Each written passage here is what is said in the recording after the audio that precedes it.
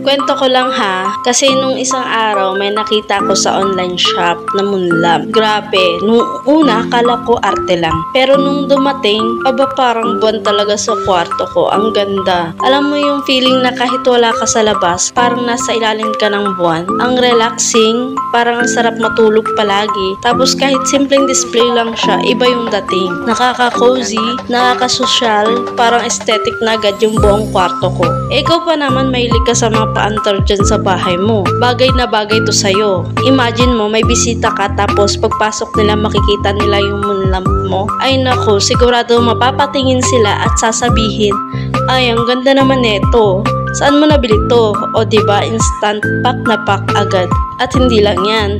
Hindi pa siya kamahalan ha. Swear, sulit talaga.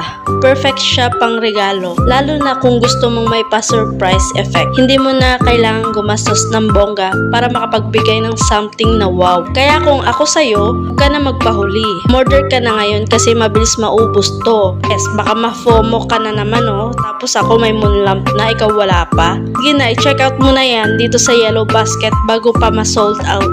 Promise, worth it talaga.